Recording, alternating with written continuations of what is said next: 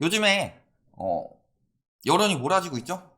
옛날부터 저희에게 굉장히 안 좋은 악플들이 여기저기 많이 달렸죠. 특히 익명성이 강한 곳에서 더욱 심각하게 그렇게 나타났었다. 예전에는 뭐 라방꿀 뭐 이런 말로 저희를 계속 외도했다면 요즘에는 이제 하나로 통일됐죠. 요거 왜? 이제는 맞췄으니까. 그래서 보니까 19년에 첫 방송 시작했고 20년에 팔았으면 잘한 거 아니냐 그랬더니 고장난 시계 이런 프레임을 만들어요.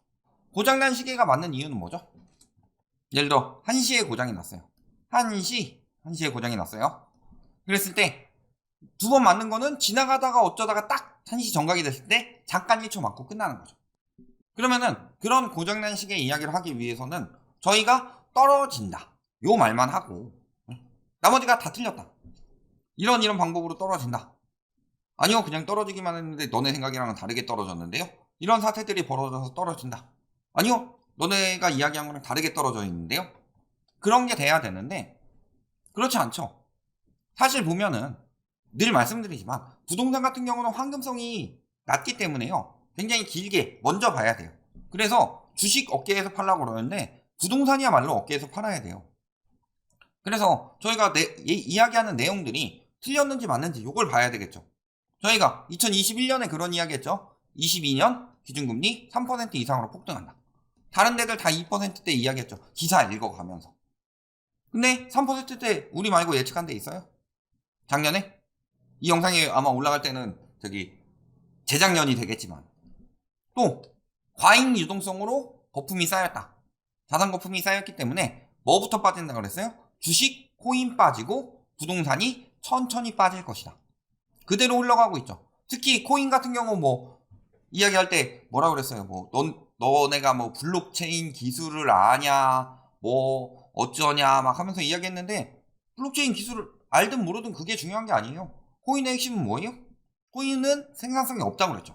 오히려 반대로 위에서 물을 창조한다고 그랬죠. 많은 전력과 에너지를 사용해서 누가 만들어 온 문제 풀어가지고 그걸 채굴을 한다. 이런 거니까. 그러니까 오로지 유동성 지표라고 그랬고 주식 같은 경우도 사람들이 금리가 낮아지니까 돈이 몰리니까 가격이 올라가고 그러면은 생각이 없던 사람들마저도 저금리로 대출을 받아서 또 들어오고 이런 형식으로 거품이 쌓였다고 그랬죠. 또 매매 가격 떨어지면 전세 가격 오른다 이런 이야기 굉장히 많이 했었죠. 상승론자 유튜버들이 매매 가격이 떨어지면 전세 가격이 오른다. 왜? 매매 수요가 전세 수요로 이동하면서 수요가 그쪽에 몰리게 되기 때문에 전세 가격이 오른다. 근데 저희는 이야기를 했었죠. 글로벌 금융위기 때 제외하고는 매매 가격이 떨어지면 전세 가격이 같이 떨어진다. 이때만 예외다. 왜? 이때는 MB정부와 박근혜 정부에서 전세자금 대출을 풀었기 때문에 유동성이 흘러 들어와서 오른 것이지 매매 수요가 줄어드는 건요. 전세 수요가 전세 수요로 그대로 남아있는 거죠. 그 다음에 2년 전에 뭐라 그랬어요? 임대차법으로 전세 가격 오른다고 했을 때 다 그런 이야기 했죠. 하다못해 저희랑 똑같이 하락을 주장하시는 분들마저도 임대차법 영향은 크다. 임대차법 때문에 오른다. 이런 이야기를 했는데 저희만 거의 그런 이야기를 했죠. 임대차법 때문에 오른 거 아니다. 임대차법이 오히려 갱신계약이라도 누르고 있다.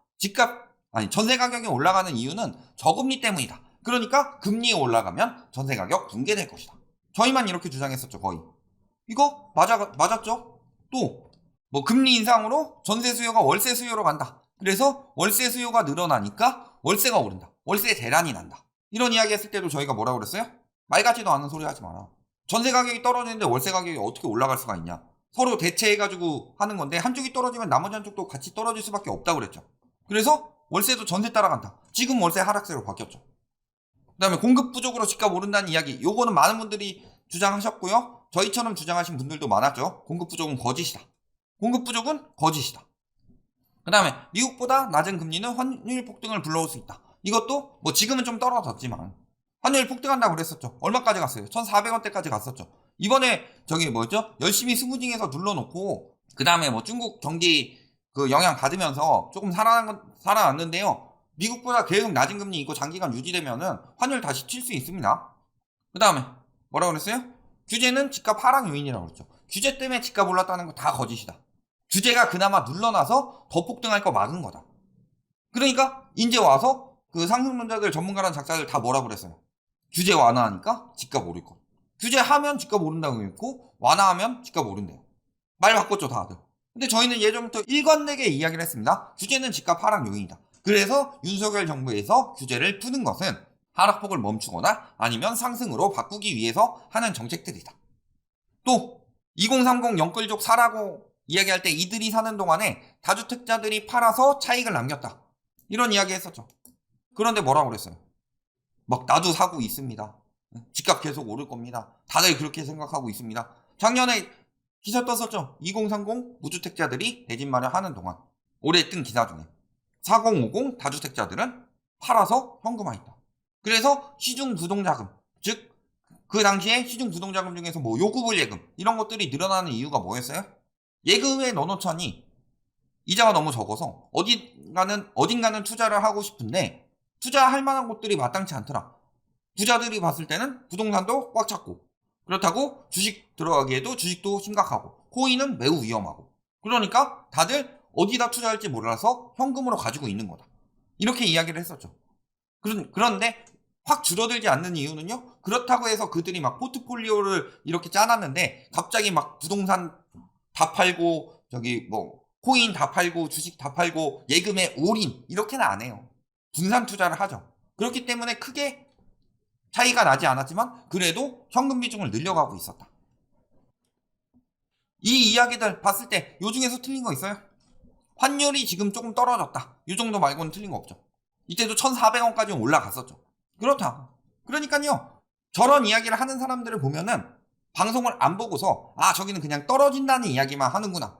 어떤 상황으로 떨어진다고 하는데 그게 맞아 들어가는 걸 보고서 저 사람이 신뢰가 가나 안 가나 이런 걸 생각을 해야 되는데 그런 생각 없어요. 왜? 둘 중에 하나죠. 믿고 싶은 것만 믿고 듣기 싫은 얘기는 듣기 싫든가 아니면 공부를 하기 싫든가. 또 뭐라 그래요? 나라 지금 힘들 때 더 신나서 떠든다. 나라 망하면 다 같이 리셋되는 줄 아는 모양이다. 너네가 더 힘들다. 신난 것 같더라. 이야기를 하는데요. 신났어요? 나라 망한 거는 신나지 않습니다. 너네가 망한 것들이 신나지. 왜? 저희가 만약에 나라 망한 걸로 신날 것 같으면요. 경제 위기 온다고 경고를 안 했겠죠.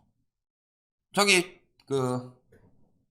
배를 잘 만드는 그 모 언론에서 저희 썸네일을 보고 엄청 비웃었었죠. 작년에 엄청 비웃었습니다. 뭐라고요? 한국 경제 위기 온다. 막 이런 이야기들. 부동산 폭락 온다. 그런 이야기 했을 때 하하하 무섭습니다. 막 이러면서 비웃었죠. 위험을 이렇게 경고를 했는데 위험을 경고한 사람한테 지금 네가 위험 맞았다고 신났다. 이런 이야기 하고 있는 거예요. 저희가 경제 위기 온다고 몇 번을 말했어요? 무슨 이야기 했어요? 집값 거품은 소비 위축과 출산율 감소를 부른다. 요거 장기적으로 인구 감소로 경제가 점점 안 좋아지고 그 다음에 소비 위축이 한번 시작되면요. 이거 회복되기 굉장히 힘들다고 그랬죠.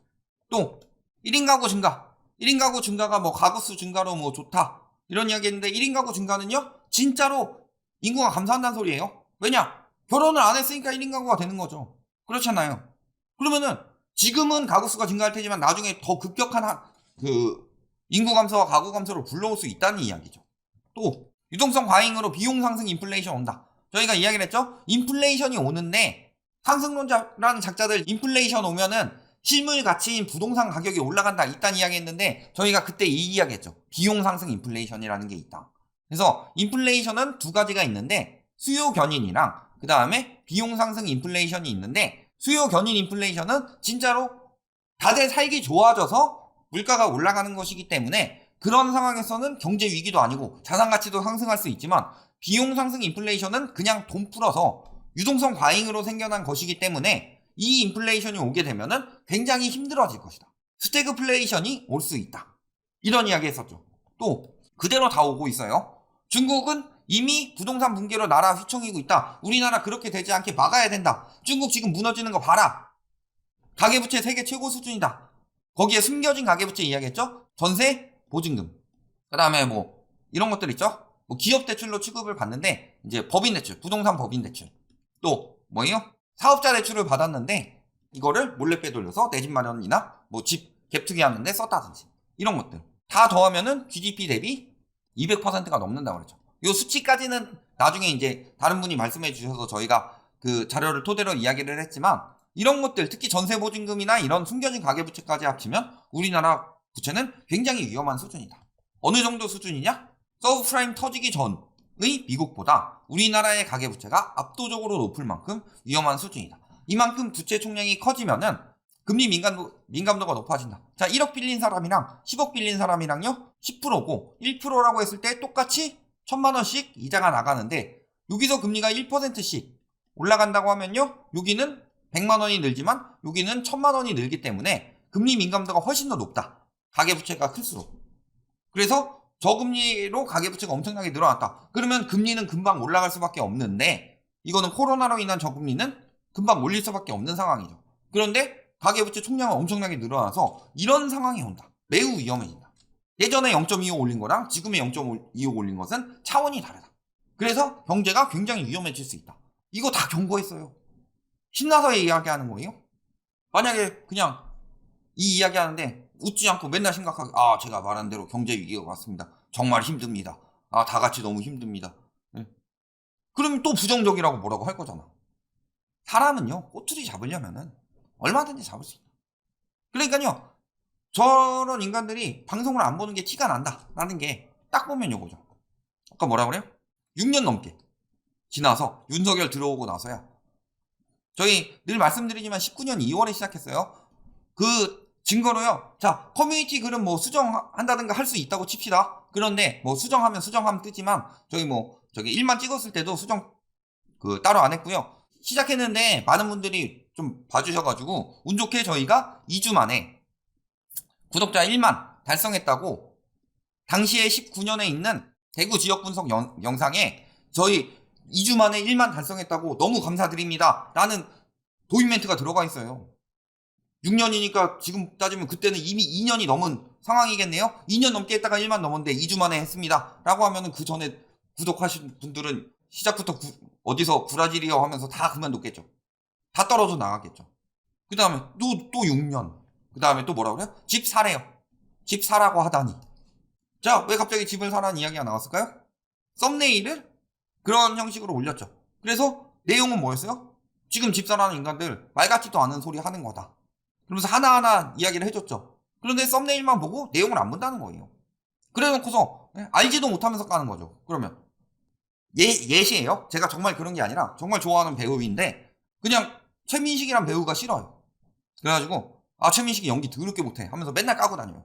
야, 너 최민식이 연기 얼마나 잘하는데 너 영화라도 하나 본 거 있어? 아니, 영화는 안 보는데 연기 더럽게 못해. 이렇게 이야기하는 거랑 뭐가 달라요? 연기 정말 잘하는 사람인데 안 보고서 그냥 못한다고 이야기하면 진짜 못하는 것처럼 보이죠. 그런 것처럼 저희는 아직 집 사라고 한 적 한 번도 없어요. 예를 들어 뭐 물어보셨을 때 진짜로 분양이 정말 괜찮은 가격에 나왔다. 그럴 경우는 나쁘지 않다 정도로만 표현을 했지 그거 지금 당장 사셔야 돼요. 둔촌주공 당장 분양 받으셔야 돼요. 뭐 이런 식으로 저희가 한 번이라도 이야기한 적 있어요? 한 번도 없죠.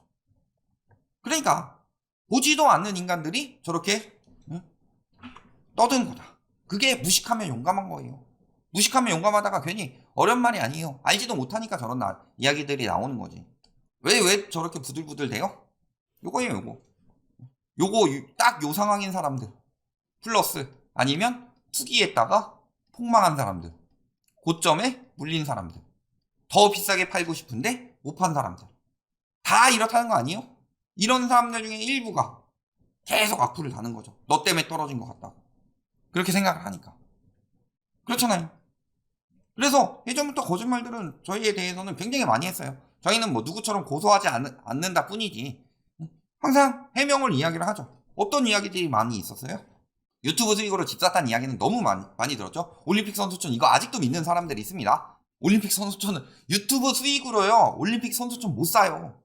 PIR로 따졌을 때요 저희가 일한 게 4년이 안 됐는데 저희가 방송한 지 4년이 안 됐잖아요. 계산해봐요. 갭투기하고 대출 땡겨도 못 사요 올림픽 선수촌. 그 한창 소문 돌 때. 또 뭐예요? 무주택자 조회수 빨아먹으려고 거짓말한다. 늘 말씀드리지만요 저희가 만약에 이럴 생각이었다면요 이거보다 돈 버는 법이 훨씬 더 빨아먹기 좋다. 왜? 첫 번째는요 당신 돈을 잃지 않게 해드립니다 이런 건 잘 안 봐요 사람들이. 근데 당신 돈 벌게 해드리겠습니다 이런 건 잘 보죠. 두 번째는 뭐예요? 당신 돈을 잃지 않게 해드리겠습니다. 투자하지 마세요. 부동산 사지 마세요. 주식 사지 마세요. 코인 사지 마세요. 라고 하면은 들어오던 광고도 끊기죠. 예를 들어서 저희가 뭐 어디 건설사나 뭐 하나 광고하는 거 봤어요? 유튜브 자동 광고 붙는 거 말고? 광고비 꽤 돼요. 그래가지고 뭐해요? 그런 것들 다 숨겨놓고서 뒷광고 아닌 척 하는 사람들도 은근히 많이 있죠. 또 그 다음에 팔면 수수료 엄청나요. 아, 집값 오릅니다. 나랑 같이 저기 가서 사세요. 팔면 수수료 엄청나죠. 그 다음에 돈 버는 법 강의해드립니다. 강의료 100만 원인데 요거 들으시면 1억을 버십니다. 그럼 100만 원 아깝지 않죠. 근데 돈 잃지 않는 법 강의 드립니다. 강의료 100만 원. 누가 들어요? 그렇잖아요. 상식적으로. 그러니까 그런 돈 버는 방법에 기초적인 것도 모르는 인간들이니까 물리는 거고, 기초적인 것도 모르니까 아 저렇게 돈 벌어 처먹으려고 한다 이런 사상이 나오는 거예요. 어디가 돈이 될지를 모르는 거지. 또 뭐예요? 5에서 10년 동안 저희 말씀드렸지만 아직 4년 안 됐어요. 4년 가까이 돼가고 있죠. 5에서 10년 넘어가서 이야기한다는 인간들은 정신이 없는 거죠. 하다못해 확인도 안 하는 사람들이죠. 그 다음에 뭐 회원 가입, 저희 뭐 여기 가입자분들 몇 분 들어와 계신데 가입자분들 회원 가입한 분들에게 제가 뭐 사라고 추천한 거 있나요? 저희 시작할 때 투기 및 투자 관련 질문을 받지 않습니다. 이 이야기를 한 건요, 저희 스트리밍 하면서 거의 초창기부터 계속 그 이야기를 했죠. 회원분들은 아실 거예요, 다. 또 차명으로 여러 채 샀다. 뭐 아내 이름, 저기 뭐 자식 이름 결혼 못했습니다. 안타까운 일이지만 카카오톡 단톡방 만들어가지고 그때 막 올림픽 선수촌 이야기하면서 카카오톡 라이트하우스 뭐 단톡방 만들어가지고 단톡방 뭐 이런 데 가가지고 님 뭐 저기 올림픽 선수촌 샀다는데 맞아요? 해놓고서 답이 없다. 저 인간은 산 게 맞다. 그 카카오톡 단톡방부터가 우리가 만든 게 아니다. 지금 카카오톡에 뭐 만들어져 있는 투자 상담한다고 뭐 라이트하우스 뭐 붙어 있는 것들 그거 다 사기꾼들이에요. 그러면요, 그거를 확인하시기 위해서는요, 진짜 맞는지 사진 한 번만 찍어서 올려주세요. 해보세요. 다 저기 저희 로고나 달아놨던가 아니면은 제가 지금 방송하고 있는 걸 캡처해서 했겠지. 그 다음에 뭐 문정부나 김현미 전 장관이 홍보하기 위해 만든 유튜브다. 이거 옛날 건데 저희 이런 이야기도 나왔었죠. 그때 제가 이렇게 이야기했죠. 아니 홍보하기 위해 만들었는데 이렇게 생긴 사람 쓰겠냐고 농담삼아 이야기를 했는데, 그러더니 나중에는 뭐 김현미 장관이 오히려 라이트하우스가 김현미 장관한테 이렇게 하도록 유도를 했다 뭐 이런 식으로. 이 음모론을 만들면 끝이 없어요. 이런 말이 있죠. 메시지를 반박할 수 없으면 메신저를 공격하라. 이런 말이 있어요. 자, 그랬을 때 메신저를 공격하는 이유는 간단해요. 저 사람의 말에 신뢰를 떨어뜨리기 위해서. 그러니까 지금 형성된 여론들을 보면요, 저희가 뭐예요? 코로나 터져서 집값 떨어지는 시기가 늦어졌을 뿐 이런 방식으로 떨어진다. 2019년 때부터 주장한 내용들이 그대로 이뤄지고 있음에도 믿지 못하도록 만든 거죠. 저기는 그냥 무지성으로 폭락 이야기만 한다. 가면은 집값 떨어진다는 이야기만 한다. 듣지 마라. 이렇게 만드는 거죠. 간단하게 예시 들어볼까요? 자, 어린이가 좋다. 어린이를 참여해야 한다. 이런 말이 있어요. 자, 이런 말을 소파 방정환 선생님이 했다고 해봅시다. 그러면은 저 사람은 정말 어린이를 위한 사람이고 그렇게 느껴지죠. 그런데 이 소파 방정환 선생님을 엄청나게 매도를 해가지고 사람들이 헛소문을 퍼뜨려요. 이런 인간들처럼. 그러면요, 이 인간이 어린이가 좋다, 어린이를 찬미한다 이렇게 이야기해봐요. 어린이를 정말 생각하는 사람이 아니라 저 새끼 잡아가, 빨리 체포해, 범죄 일으키겠다, 이런 식으로 되는 거죠. 그래서요, 메신저의 이미지가 굉장히 중요해요. 그러니까 저희는 경제적인 부분을 못 맞추고 그냥 무지성으로 폭락 이야기만 하는 사람으로 이미지를 만들려고 하는 거죠. 그러니까 똑같은 이야기를 해도 라이트하우스가 하는 말들은 믿지 마라, 우연히 맞은 거다, 고장난 시계가 맞은 거다, 이런 식으로 자꾸 이미지를 만드는 거다. 근데요, 저희 영상 다 보세요.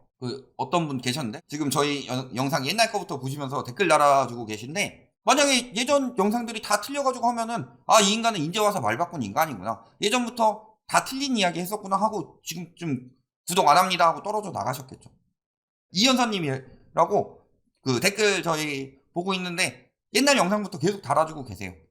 그분이 보다가 못 보겠습니다 하고 나갔겠죠.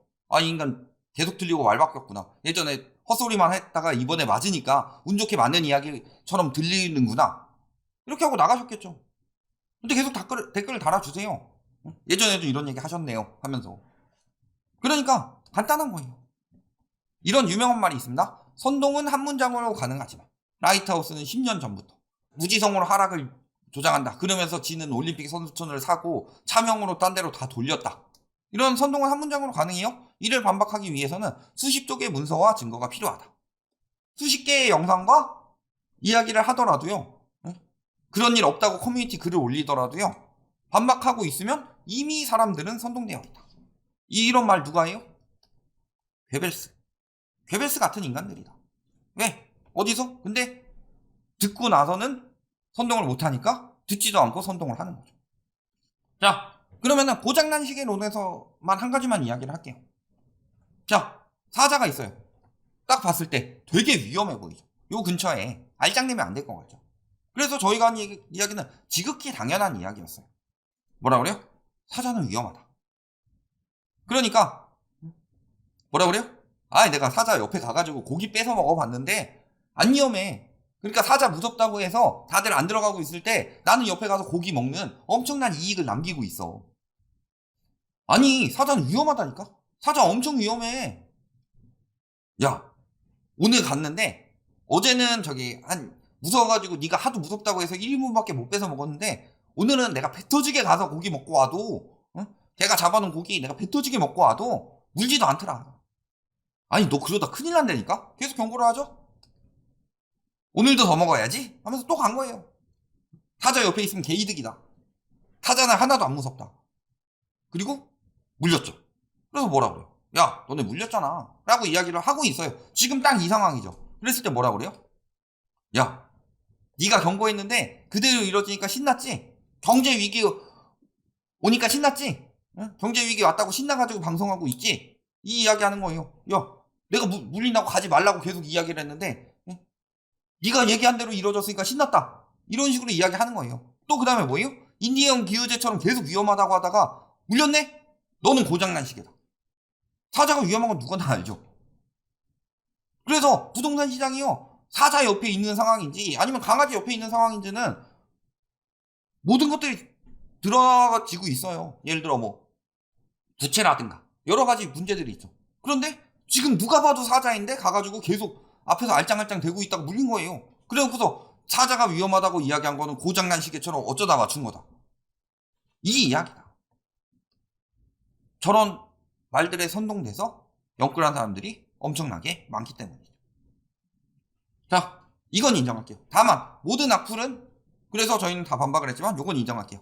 자, 이 얼굴이 이런 식으로 이야기하는 거랑 이분 얼굴이 라이트하우스입니다. 직접 바보예요. 이러면 구독자 수랑 방송 커리어 바뀌기 싹 가능하니까 막 댓글이 엄청 재밌게 달렸어요. 잔인한 새끼야. 외모의 중요성. 왁구만 바뀌었는데 설득력이 생겼노. 그러면 라하는 이쪽이 라였죠? 직접 모른다고 했던 이 세상 사람이 아니다. 급 설득력이 생긴다 이쪽이. 이거 보고 이쪽이 이야기하니까 이거 보고 폭락이 됨. 요건 인정. 제가 조금 더 설득력 있는 목소리와 설득력 있는 얼굴이었으면 좋았겠습니다. 하지만 뭐 그런 부분은 충분히 뭐 그렇게 댓글 다셔도 웃습니다. 왜냐면은 저도 저건 정말 재밌거든요. 그런데 다만 아닌 걸 아니라고 하지 말아야 되는 거 아니냐. 그래서요. 뭐 마지막 거는 좀 웃자고 넣은 거고요. 웃자고 넣은 거고요. 외모의 중요성이죠. 제가 좀 신뢰감 있는 얼굴이었으면. 그래서 예전에 뭐 그런 댓글도 달렸었어요. 생긴 거 보니까 그쪽이 믿음감이 가고 이쪽이 사기꾼 같이 생겼는데 얘기하는 거 들어보니까 반대다. 이런 이야기는 정말 재밌게 보고 있는데요. 중요한 건 그거예요. 중요한 건 내용이고 거부감을 가지고 왜곡을 한다. 그러니까 니들이 그렇게 사는 거다. 그리고요. 그 사람들 때문에 많이 구해질 수 있는 사람들마저 그 여론으로 돌아서게 만든 아주 악독한 놈들이다. 반박할 수 있으면 또 계속 해봐라. 거짓 말고. 거짓이 아니면 싸우지 못하는 인간들은 니들이 거짓된 인생을 살고 있다는 것밖에 안 된다. 여기까지 말씀드리겠습니다.